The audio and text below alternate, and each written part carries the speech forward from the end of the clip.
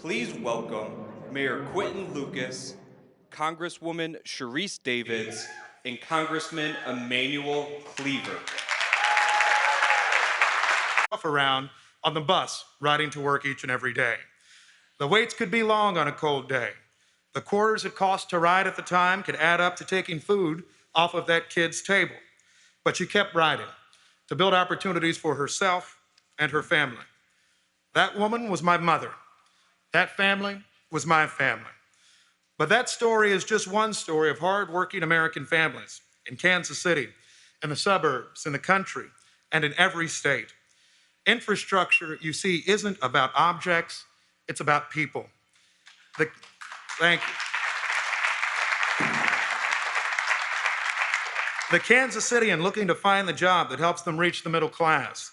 The Missourian who is looking for access to the skills they need to be competitive in the next generation.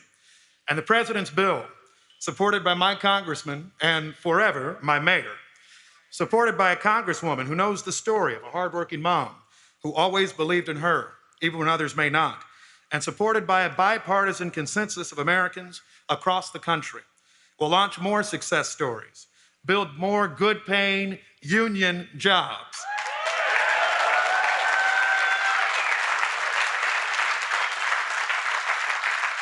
and will help us build that better life for all Americans, no matter where they're from or where they start. I'm proud to stand here today with my congresspersons. We're proud to stand here with the president. And I'll note here in Kansas City, I'm honored mostly today to talk about a city that is leading on zero fare and reduced emissions public transportation.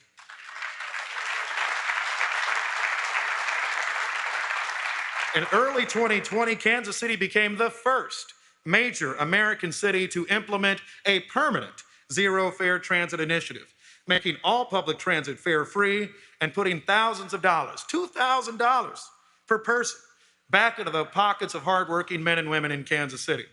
And during the pandemic, we never gave up on our public transit system. And importantly, we never gave up on the riders, like my mother those years before, like the essential workers who are going to work each day. And this is the type of transformative work that we're talking about when we say infrastructure. It's about equity, it's about jobs, it's about connectivity, it's about opportunities. America's mayors, America's congresspeople, and so many others are committed to ensuring these dollars translate into action, lifting up communities where government commitment will now and finally match the hope and opportunity in all people's hearts. Kansas City, the country's eyes are on us, and we will continue to showcase what it means to be a city committed to equitable service delivery and committed to working for all folks in all neighborhoods. Now, I know the president has an appointment at some point with Kansas City Barbecue, so I'll keep us moving along. I have to recognize just a few other folks.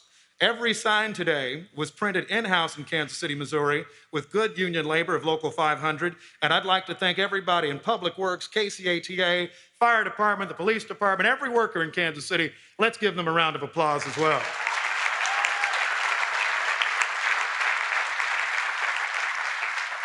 So we'll look forward to a continuing partnership with the president. We'll look forward to a continuing partnership as we implement these important dollars. And importantly, as we work to get Build Back Better across the finish line.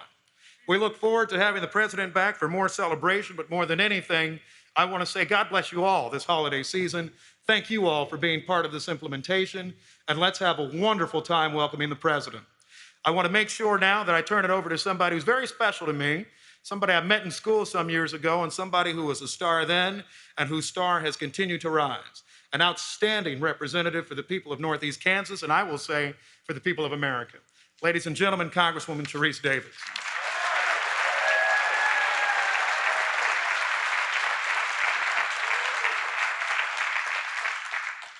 Good afternoon. I don't know if you...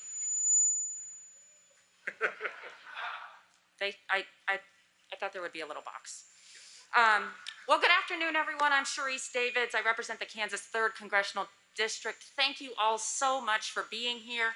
Thank you all so much for the work that you do, because I know that this microphone is... Okay. I know that all of you are here because we get to talk about two of my favorite things today. Infrastructure and making sure that there are more opportunities for the Kansas City metro area. And I'm so proud and lucky to be joining Mayor Lucas, Congressman Emmanuel Cleaver, and the President of the United States as we talk about the way that this infrastructure bill is going to have a positive impact on our country, on our children, our grandchildren, and future generations. I'm grateful that we get to work together across state lines to help this region thrive. We're talking about making sure that from bridges to broadband, we're continuing to create opportunities and connect our cities, because that's what this is about. Because as Mayor Lucas said, building infrastructure, addressing infrastructure needs is so much more than the physical stuff. It's, of course, our roads, our bridges, and even broadband.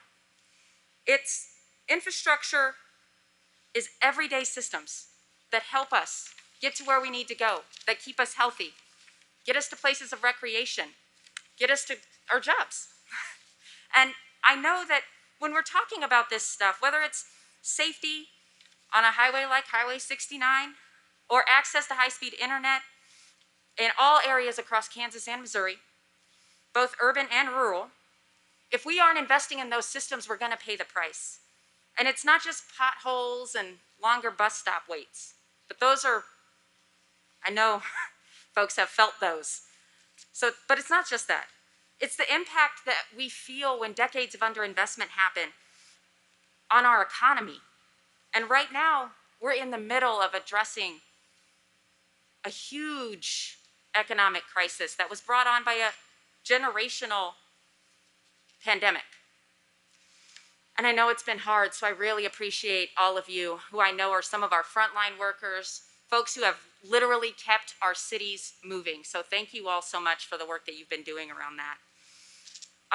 It's time to stop just kind of repairing our grandparents' infrastructure. It's time to start innovating. It's time to start championing innovations that are going to make a great economy for our future generations, for our grandchildren and our great-grandchildren. I, of course, have to bring up fellow Kansan President Eisenhower, who knew a thing or two about bringing an economy back by investing in infrastructure. We get to do that here and now. This is the opportunity we have in front of us. We have a president who has taken that head on. We have congressmen and women and people like Congressman Cleaver. We have mayors like Quentin Lucas and folks all across this country who know that this is our opportunity, and we're taking it. We passed this bill in a bipartisan way because this infrastructure and some of these kitchen table issues are not partisan. These are the things that our country needs so that we can move on, so we can make progress. And I'm excited about the billions of dollars that are coming to our region.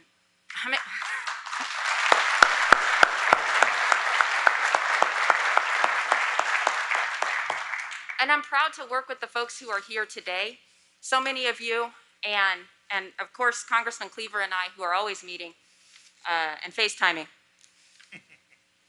about this stuff. Thank you so much. I do want to take a minute to say, Congressman Cleaver is not only my friend, he's my mentor. He is a leader in the U.S. House that is beyond compare. I feel fortunate that we get to have him as our representative in this district and, well, you know what I mean, in this region. I'm like, and I cannot, okay, there's a spider on the podium.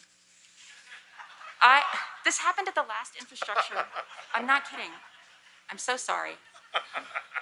Cleaver has saved my life once again. I will turn it over to Congressman Emmanuel Cleaver.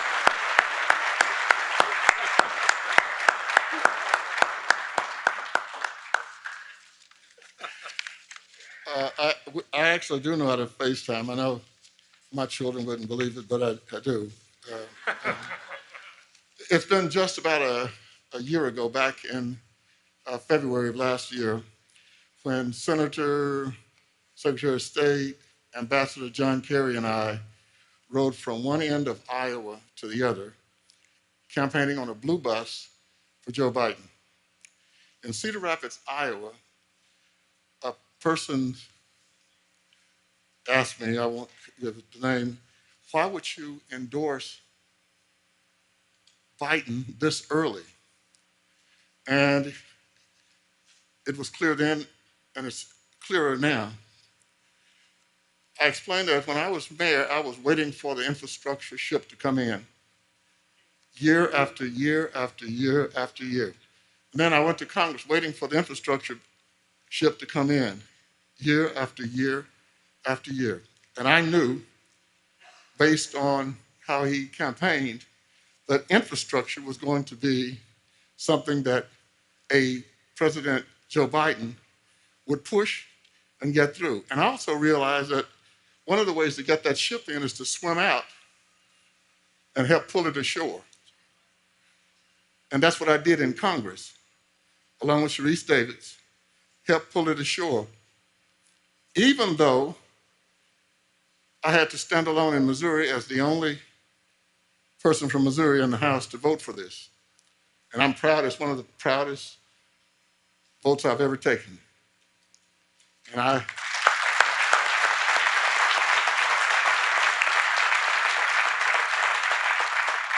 And so all I want you to understand, the people who are here, and I want you to tell everybody you know, ladies and gentlemen, this is a big working deal.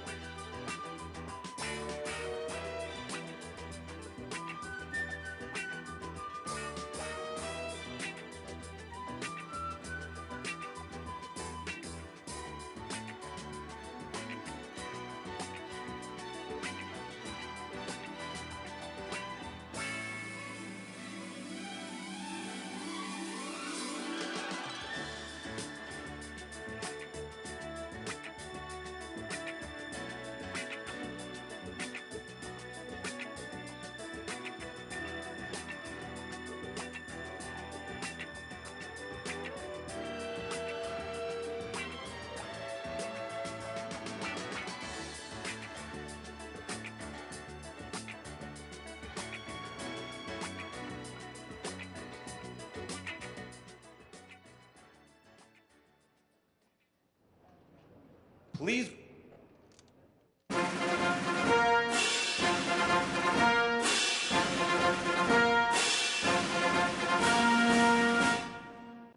Please welcome the President of the United States, Joe Biden.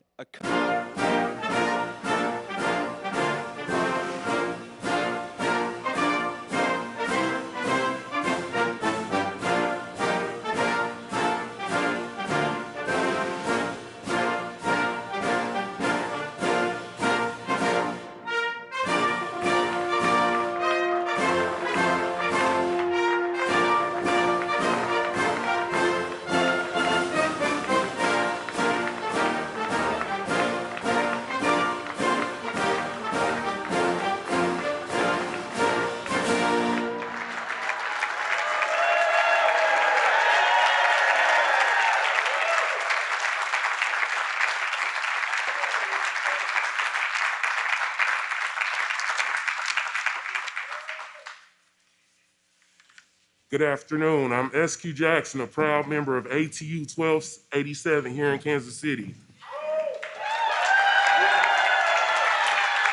I'm so honored to stand here on behalf of more than 600 members of our local and international President John Costa to introduce President Joe Biden, a man who is delivering on his promise to get things done in Washington. The president did exactly what he said he would do. He reached across the aisle, worked with the other side, and got a deal done. And this is going to be a big deal, especially here in Kansas City. Our infrastructure is crumbling, and it's not just our roads and bridges, it's about public transit. I've been a transit operator here for 6 years, but the long hours became too much.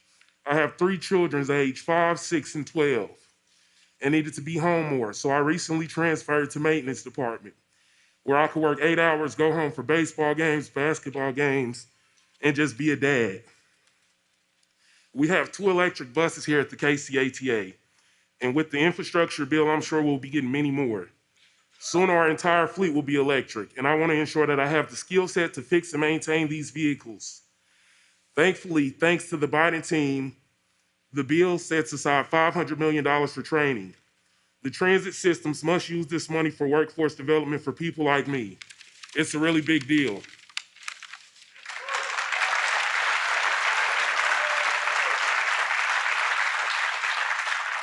But that's what you'd expect from the most pro-labor, pro-transit president in American history.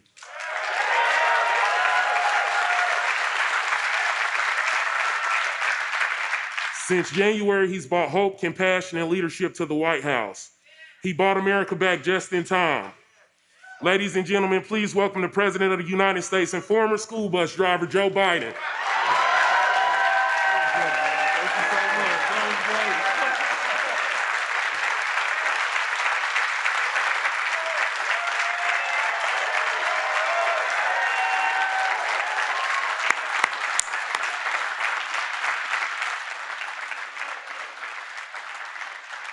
Well, I tell you what, I don't know where that phrase, "it's a big deal," came from.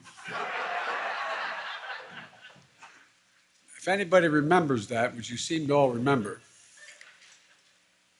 after the president spoke, and I spoke after, then President Obama, he was back to my right.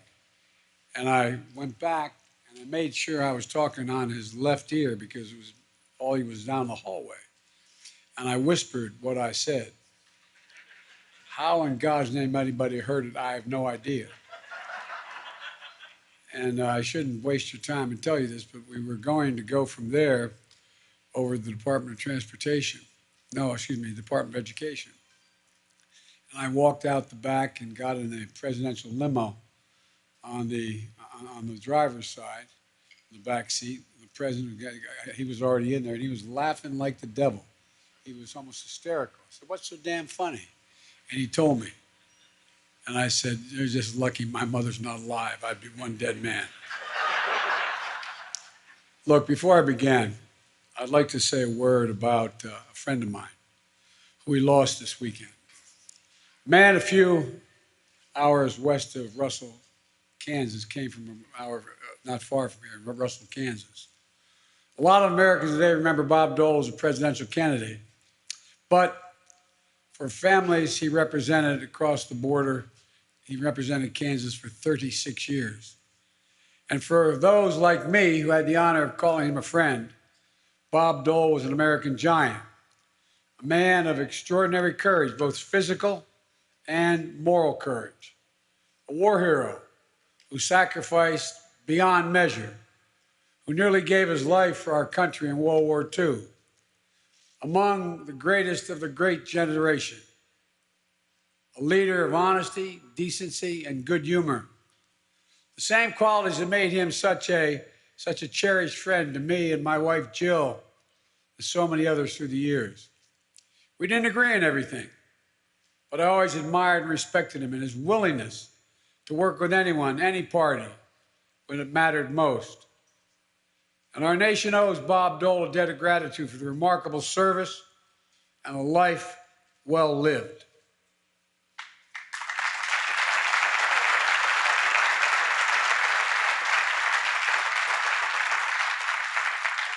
Being here this week reminds me of another great American giant, or rather an American monarch, Buck O'Neill, the Kansas City Monarchs. A great ball player, the first black coach in the majors, one of the game's greatest ambassadors, and finally, a Hall of Famer.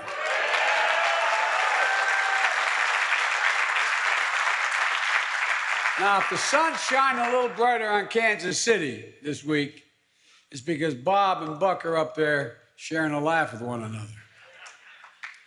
I also want to acknowledge Mayor Quinton Lucas. Mayor Q, you've done an amazing job, both in terms of economic justice as well as economic progress. And I want to thank County Executive Frank Wright. He lived the life I'd hoped to live. He started off as a laborer. He helped build the Royal Stadium. As a player, he's one of the best to ever play there. And now he's a county executive in Jackson County, resident and a business as well. You know, I mean, this guy's done it all. I thought maybe I could make him the pros, but look what the hell.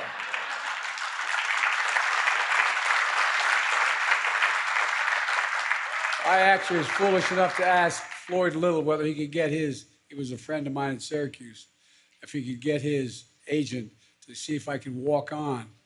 You know, every year they allow 50 folks to walk on.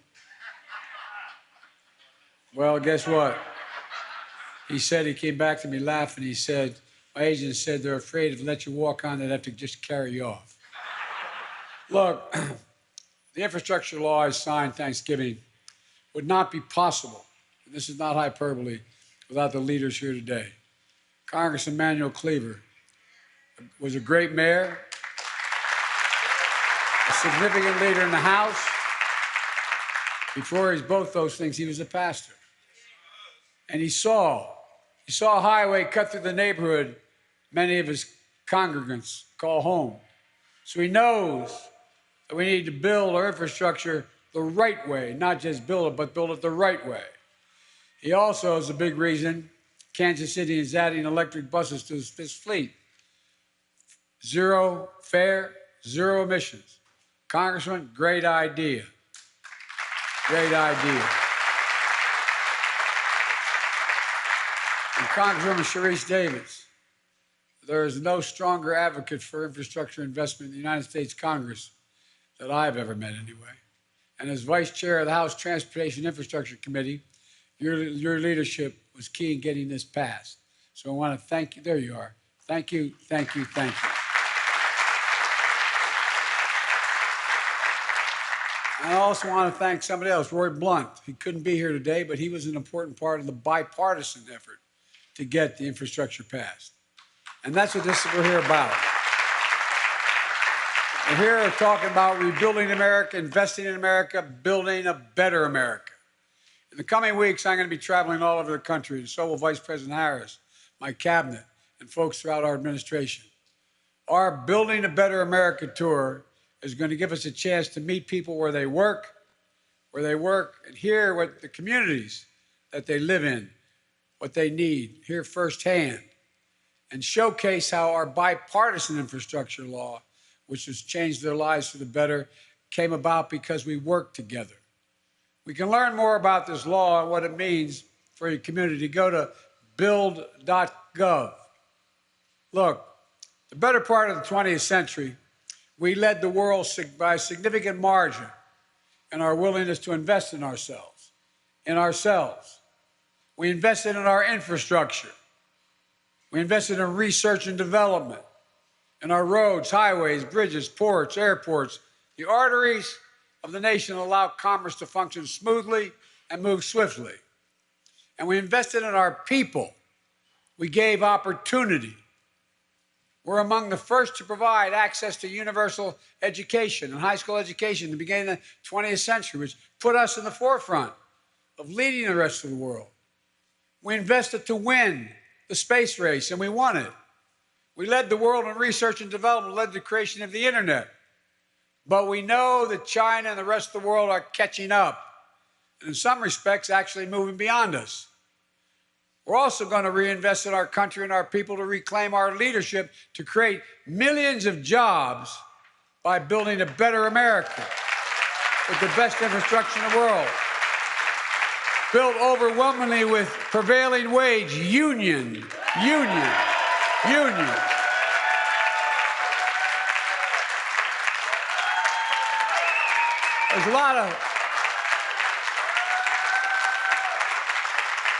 There's a lot of good and decent people in the finance industry, but they didn't build the middle class. Unions built the middle class. No, not a joke, not a political statement. It's a reality. It's a reality. And look, this infrastructure bill, which without the union's support behind me to get this done, would have never gotten done. It starts with the most significant investment in roads and bridges in America in 70 years. Fixing many of those 3,500 bridges, nearly 10,000 miles of roads in Kansas and Missouri in poor condition, like the Central Avenue Bridge, which was closed earlier this year for fear of failure. A similar bridge not far from here going to Kentucky, there was fear of failure, and it collapsed, killing a whole heck of a lot of people. But this created a whole lot of headaches, wasted time for 8,500 people who used to drive it every single day. The decaying roads cost Missouri and Kansas drivers more than $500 per person per year, the drivers, and additional gas and repairs and longer commute times, and more than $500 in tax on Kansas and Missouri families. And speaking of the cost of living, 2 weeks ago, I announced the largest ever release of the U.S. Strategic Petroleum Reserve to increase the supply of oil to help bring down prices. And I met with our friends around the world. Other countries joined us. And those savings are starting to reach drivers now. Today, the average price you're paying here in Kansas City is below $2 a gallon, $3 a gallon. It's down to $2.90 a gallon, 20% down from a month ago. Nationally, prices are down 7 cents a gallon and continuing to fall. We're making progress. We're going to keep at it to ensure the American people are paying their fair share for gas, not being gouged for gas. And look,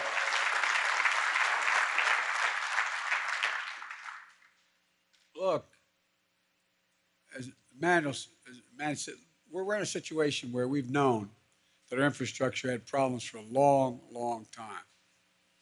I don't think I could take one more phrase that's going to be infrastructure week. But guess what? It's going to be infrastructure decade now, man. No more talking. Action. The law also includes the most significant investment in passenger rail in 50 years. $66 billion for passenger and freight rail. You know, I was talking with members about improving cross-state, interstate passenger rail, something I know a little about. I've been doing it for a long time. You know, the fact is that you're looking at Mr. Amtrak here. I've traveled over, this is God's truth, I've traveled over 1,250,000 miles on Amtrak. Everybody thought that, anyway, because I went home every single night after my wife and daughter were killed because I couldn't afford a home in Delaware and in Washington. So I commuted every day. I remember one day, as vice president, the government keeps fastidious records of how many miles you travel on government planes. And so there's a big headline. Biden travels, I forget what it was, 1 million miles on Air Force Two and so on and so forth. And I'm getting on the train to go home, which the Secret Service, they're great. They're with me here today, all 800 of you. But all kidding aside, they're wonderful. And I was getting on the train because they didn't like me getting on the train, Congressman, because it's more dangerous circumstance. You can stop people from things on tracks, et cetera. But I would go going home to see my mom, who was sick. And one of the conductors I know for years walked up and grabbed, said, "Joey, baby," grabbed my cheek. And not a joke. And I thought that he was going to get shot. True story. And I said, no, it's okay. We've known each other. He said, Joey, big deal. 1,000,000 miles, or wherever it was, 1,000,000 miles on Air Force Two. Come on, Joey. You know how many miles you travel on Amtrak? I said, no, Angie, I don't know how many miles. He said, we calculated it at the retirement dinner. He said, 36 years, 119 days a year, back and forth. Then as vice president, he said, we figure you've done X number of trips. It adds up to 1,200,000 miles on Amtrak. And I said, if my dad were here, he'd call it misspent adulthood. But all kidding aside, you know, back in the early 70s, probably 74, I think it was, there was a guy named Charlie Wheeler, talked about this, your mayor.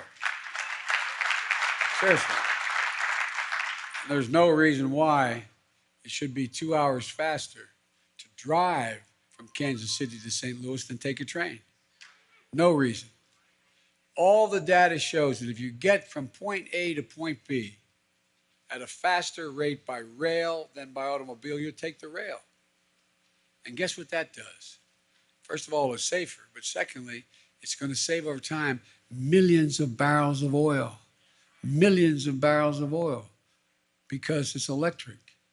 Look, folks, we're the largest investment in public transit ever in this legislation.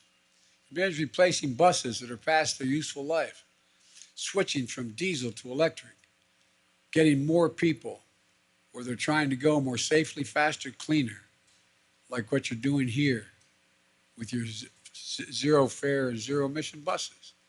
Electric buses, you add into the fleet, it's a win-win-win. They're manufactured here in America, creating good union jobs. They're good for the environment, and they're making them free for all riders. Mayor, you're helping regular riders save about $2,000 a year. That's a big deal for someone making 50, 60 grand a year.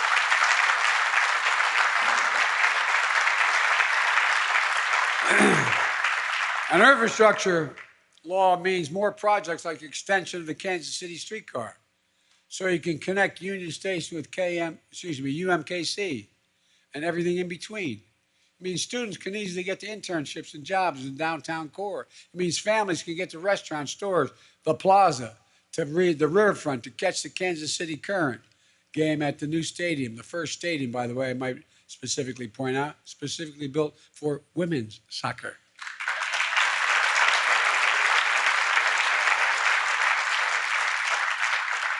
I was able to see them win the Olympics. Anyway, it's a long story, but it means more jobs, opportunity, economic development. The law invests $42 billion to modernize our ports and airports in America. Like the new terminal you're building in Kansas City International, or improvements to the island port in the Missouri River, helping get agricultural products from the Midwest to the rest of the nation. And this bill has $16 billion in it to improve ports like yours. These investments make it easier for companies to get their goods to market, reducing supply chain bottlenecks, lowering costs for families. Here in Kansas City, the possibilities are unlimited. You got the fastest growing port in the Midwest. You're in the heart of the heartland for freight rail, for transforming your airport. You're building a national hub. Create a cycle of jobs and growth that will be felt for decades, making the right investments. And you have the money to do it now. Of course, that's not all the law achieves. Under the leadership of mayors like, our mayor here, KC Water has going to replace all known service lines in Kansas City, but there's more work to be done in the region. The law starts by replacing all 100% the nation's lead pipes and service lines, so every child in Missouri and Kansas and across America can turn on that faucet. In the 4,000 schools you can't do it, 44,000 I should say, and drink clean, decent water. You're going to need tens of thousands of plumbers and pipe fitters making a union wage to undo this. You get paid a prevailing wage. which benefits the ability to build a middle-class life. I grew up like a lot of you did. I grew up in a nice 3-bedroom split-level home in a development of about 70 other homes like it, with 4 kids and a grandpop living with us.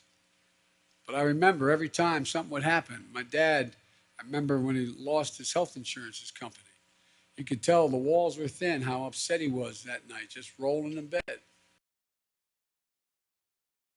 Matter. He said, we don't have health insurance for a while, honey. Well, my dad used to say, everybody deserves just a little bit of breathing room. A little bit of breathing room.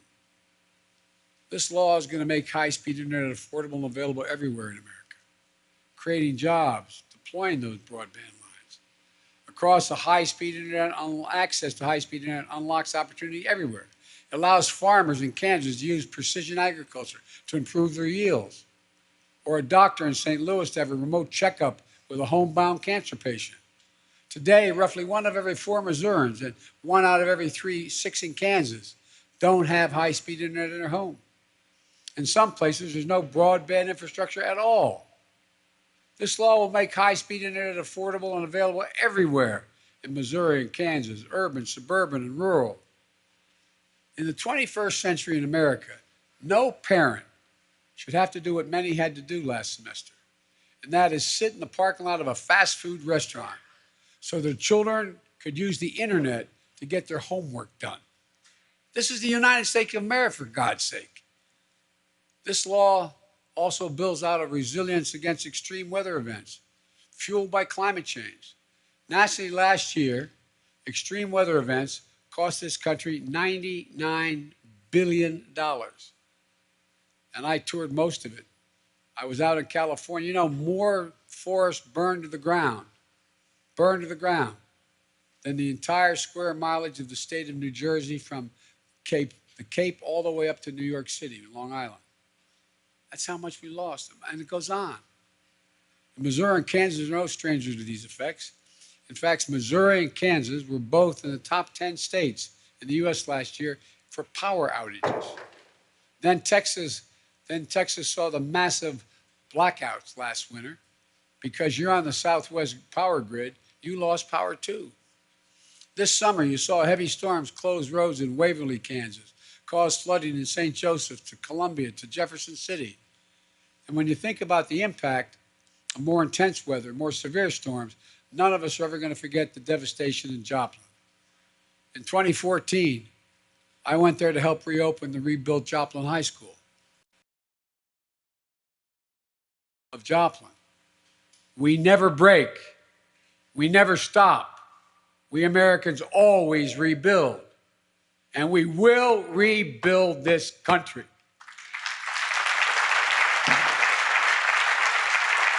And this law builds back our bridges, our water systems, our power lines, electric grids, better, stronger, and more resistant to the negative effects of climate change. Because, by the way, it used to be, as the elected officials here can tell you, if you had storm damage and you qualified for federal aid, you got them just enough amount of money to get you back to exactly what it looked like before. But you can't do that because now that highway gets flooded out. It's never going to go back to less rain because of global warming. Pray God it won't get worse. So you got to build that highway a couple feet higher. It costs more money. You got to build back better. And there's so much more in this law. Most of all, the law does something truly historic. The law helps rebuild when I announced for office, I said I was running for 3 reasons. 1, to restore the soul of this country, a sense of decency and honor. 2, to rebuild the backbone of this country, working class and hardworking middle class people. That's the backbone of this country. And thirdly, to unite the country, which is turning out to be one of the most difficult things, but we're going to get it done. Look, the fact of the matter is that we've been able to do an awful lot.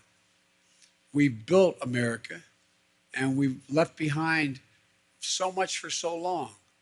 We're going to help rebuild the economy, this time from the bottom up and the middle out. You know, this bill is a blue-collar blueprint for working Americans.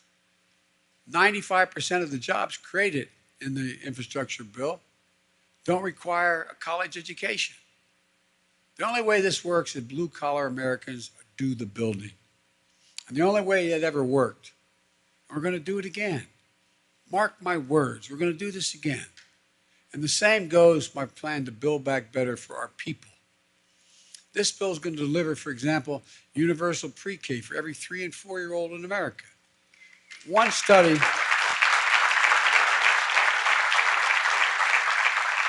great university have done a lot of studies on this in the last decade. One study shows that low-income children from poor homes participating in preschool are 47% more likely to go on to earn an associate's degree or higher after high school. They start off at a great disadvantage because their mom or their dad, their single parent, doesn't have the education, doesn't have the training. But at 3 years old, the brain is rapidly developing so quickly, it matters. We have to build that foundation for the future for success. My wife, Jill, is a full-time teacher. And, you know, she says any nation that out-educates us is going to outcompete us. It's simply a fact. And guess what? Hold it here. Every nation, of the 38 most advanced nations, we rank 34 in the world. 34 in the world in early education for children. The United States of America. My Build Back Better plan, which is passed in the House of Representatives thanks to my 2 colleagues here today, representatives will also ensure that parents can afford child care. Child care gets workers the raise, and child care workers get a raise they deserve. Folks, look, in Missouri and Kansas, the average annual cost to send a toddler to child care is $6,500 a year. If you live in Chicago, it's more like $22,000 a year per child, okay? It means that the average family with 2 young children is spending roughly 20% of their after-tax income on child care. $20 out of every $100 they have. Our Build Back Better bill is going to make a giant difference in life because your child care cost will be capped at 7% of your income. Period. That's 7% of your income. It's going to make a huge difference in millions of workers who've had to drop out of the workforce, not because they didn't want to work, but because they couldn't find affordable care. Look at all the women who are totally qualified who had to drop out of the workforce because they can't afford the child care and still work. Look, folks, you know, it's not the same, but I started about commuting. One of the reasons I started commuting was when I got elected, my family was killed, my wife and daughter were killed. I couldn't afford to leave Delaware because I had a sister, my best friend, my brother, my mother, my father helped me raise my kids. I was making good money. I was making $42,000 a year as a senator. I could no more afford full-time child care than fly. We're going to make college more affordable. Right now, the cost of a 2-year degree in Missouri is over $4,000 a year. In Kansas, it's over $3,000 a year. There are about 140,000 students in these 2 states that rely on what we call Pell Grants. They make less than $50,000 a year Pell Grants to help cover the cost. This plan I have also is going to increase Pell Grants by $550 a year. It makes it easier to stay in school. It makes a big difference. We're also going to lower prescription drug prices.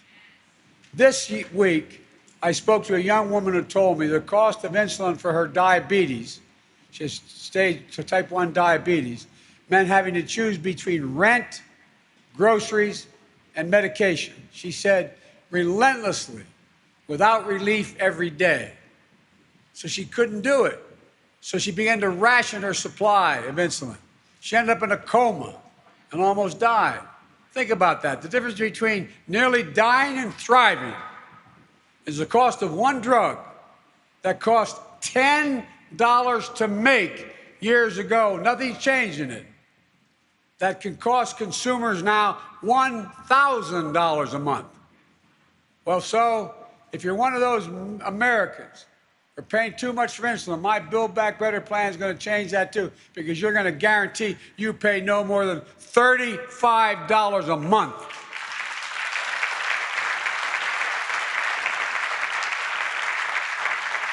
It'd be different if they invested another $1,500 in research. They did nothing to change it. They'll make sure parents of the 200,000 children in America with type 1 diabetes have the ability to say to a child, honey, it's going to be okay. Can you imagine the dignity you'll be deprived as a parent knowing your child has type 1 diabetes and you can't afford their insulin? You can't afford it because you don't have insurance and your state doesn't have Medicare. Look, it's all about what working and middle class people have to pay to get by, to get ahead, to get, as my dad said, that little bit of breathing room. My whole plan is designed to bring down the cost you face. For example, lower costs for child care, making sure you don't pay more than 7% of your income. Means a family making $50,000 a year will save $3,000 a year on child costs. Lowering the cost of prescription drugs, making sure you pay no more than $35 a month. For instance, not $1,000 a month. Saving $600 per person per year for health care premiums. The list goes on. Elder care, housing, meeting the moment of climate change. That's what this plan does. All in. Study found that my plan would mean the equivalent of $7,400 in tax cuts and savings for the typical family of 4 with 2 kids. And guess what? Let's talk about inflation. It's real. There's inflation. But 17 Nobel winners of the economics have written a letter just about 3 weeks ago to me affirming that this bill would ease long-term inflationary pressures in the economy. 2 of the leading rating agencies in the world, the Wall Street Journal, confirmed my plans do not add to inflationary pressures. Not liberal think tanks, Wall Street, Moody's, and anyway. Look, I have also proposed, what I proposed is in a way to lower some of the difficult costs families have to pay every month by asking corporations and the wealthiest Americans to pay their fair share for a change. Look, right now, everybody talks about the price tag for this legislation. $1.75 trillion. It will not cost the taxpayers a penny. If you're making less than $400,000 a year, you're not going to have your taxes go up 1 single penny, not a cent. And guess what else? It also means that there is no increase in your taxes, and people are going to just pay a fair share. For example, there are 50 corporations in America the last 3 years of the Fortune 500 that made $40 billion that didn't pay 1 single solitary penny, not 1 single penny in taxes. Come on, folks. It used to be during the last Bush administration, the top rate for the top 1% paid 37.5%.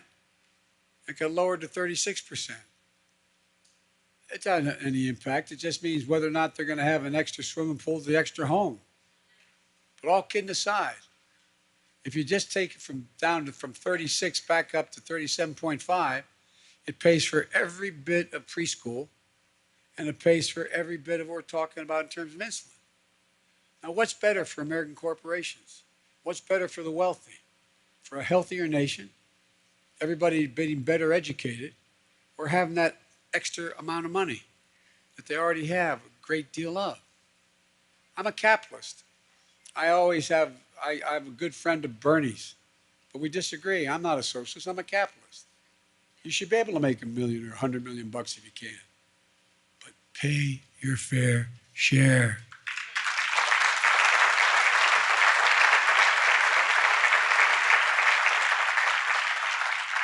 Folks, look,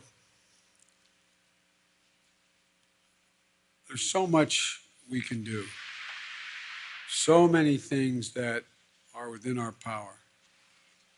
If you went to the average American family making 60 to 70 grand, or you went to a family where dad was a teacher and mom was a police officer, they're making 120, they're paying at a higher tax rate than someone making $1 trillion. I mean, $1 billion. For real. How can that be fair? Look, one of the reasons I feel so firmly in the proposals is because I know what this country can be. We've always been a nation of possibilities. We didn't become this nation by thinking small. We've always thought big. Throughout our history, we've emerged from crisis by investing in ourselves, in our people. During the Civil War, before it was over, Lincoln started to build the Transcontinental Railroad. It was built at the end of and during the Civil War. During the Cold War, Eisenhower built the interstate highway system, transforming the way Americans lived. And now we're at work beginning and building an economy of the 21st century to build a better America. I truly believe, and I promise you this, I believe that 50 years from now, when historians look back on this moment, they're going to say this was the moment that America won the competition for the 21st century. Think about it. Most of you who are over 40 remember us always having the #1 infrastructure in the world, the best education, et cetera. We rank now number 8 in the world in terms of investment in research and development. 14th in infrastructure. The United States of America. And if you're a businessman out there, or you work, or you're a union person working for a business, where's the business going to go? Where they can get the products to market fastest, safest, where they have access to get in and out, where they have access to move. That's why we're losing. That's why we're losing. But we're not going to lose anymore. I promise you. The time of losing is over. It's over, over, over, over. God bless you all, and may God protect our troops. Thank you for your patience. I appreciate it. Thank you. Thank you.